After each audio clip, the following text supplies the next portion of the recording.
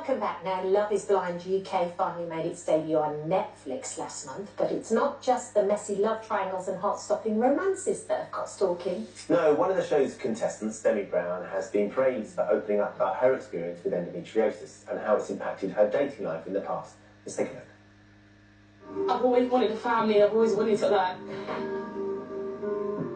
be a good mom. Because it's hard for me to naturally conceive. Because I've got endometriosis. Sometimes I just don't feel like I'm enough, which is really scary. You really struggle each month, physically, mentally, and there can be some kind of fertility problems. It really has ruined relationships.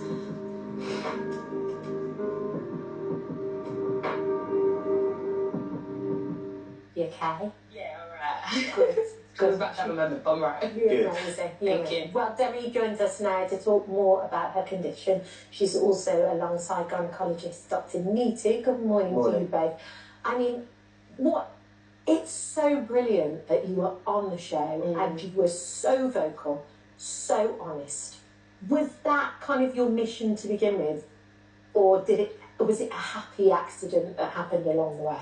I think a bit of both. I feel like I went into the experiment to, like, give myself to someone, and in that moment it was like, I need to share this part of who I am, but it's something I'm very uncomfortable with. So obviously I knew I had to, like, disclose it, and it was a lot for me to do, but the relief was so liberating afterwards to kind of get it out there, and I was received so beautifully, and it honestly has helped me massively, so very happy about that. It's really emotional watching you talk about it, because clearly it's not a subject that you have until now, until you started the show, felt comfortable talking about.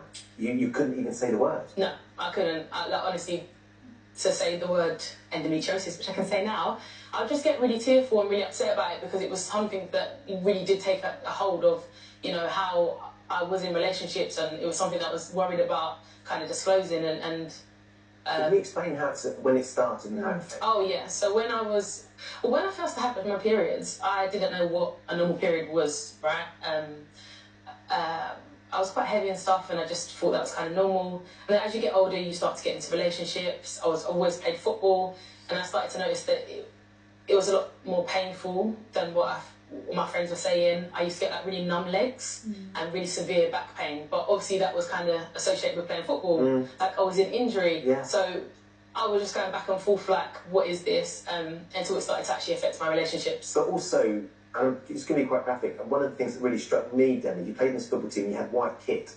Oh yeah. And you used to have to sort of take precautions in case the heavy periods sort of came through. I'm talking like 5 pairs of knickers just because I was just worried. Like, can you imagine being a 15-year-old and leaking in a white kit? Like, it's terrifying, but also to think that was normal. Yeah.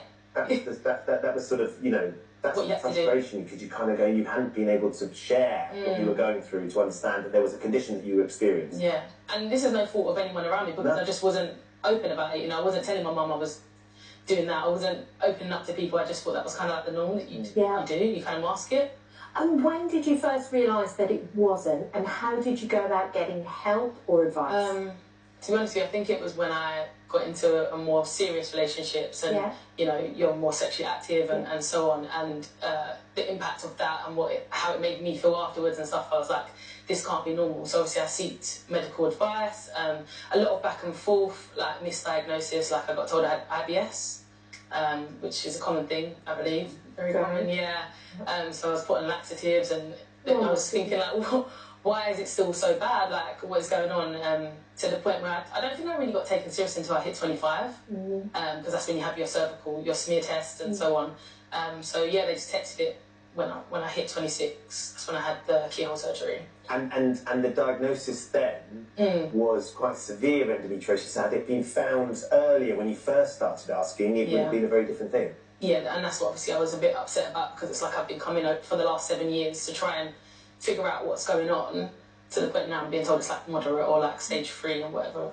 Can I just... yes, please. Yeah. So generally, in my 40 years of experience with endometriosis, women don't tend to have minimal or mild endometriosis, then progresses to moderate or severe. It tends to be two separate categories. Right. So what is painful to hear, and not just Demi's story, millions of women, is that they're actually having these symptoms that can be helped, not necessarily whether it's mild or minimal endometriosis, which can still cause a lot of painful periods, heavy periods, or moderate or severe, which can affect it's a whole body condition.